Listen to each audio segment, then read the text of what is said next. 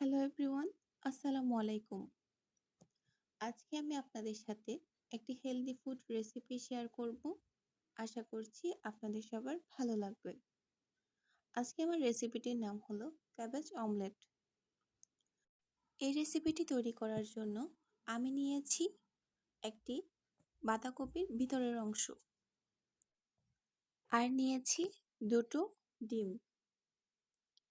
এবার আমি বাঁধাকপিটুকু ছোট ছোট করে একটি চাকুর সাহায্যে কেটে নিব।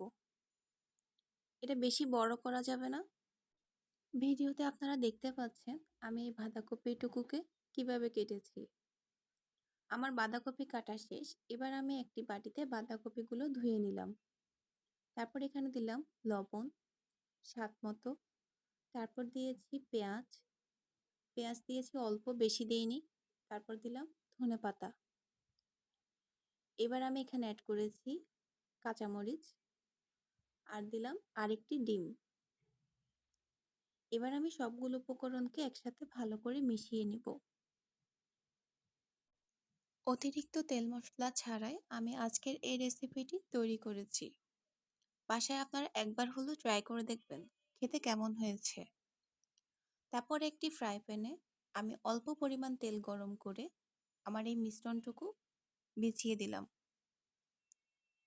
আমি এখানে খুব বেশি তেল ইউজ করিনি। এবার একটি কাঠির সাহায্যে মাঝখান থেকে আমি ফাঁকা করে নিলাম।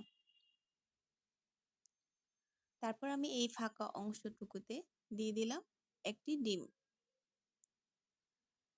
তারপর এটা আমি চুলায় মাঝারি আঁচে রান্না করব 5 মিনিট। 5 মিনিট পর দেখতে কেমন হয়েছে আপনারাই দেখুন। এটা তৈরি করতে খুব বেশি সময় লাগে না, ঝটপট খুব সহজে এই রেসিপিটি তৈরি করা যায়। তারপর আমি এখানে দিয়ে দিলাম 5টি টমেটো স্লাইস। এটি খেতে যেমন মজা ঠিক তেমন স্বাস্থ্যকর। সকালের নাস্তায় আপনারা ঝটপট তৈরি করে ফেলতে পারেন এই ক্যাবেজ অমলেট। আশা করছি আপনার বাসার সবাই এই রেসিপিটি অনেক পছন্দ করবে। আজ এ পর্যন্তই। ভালো থাকবেন, সুস্থ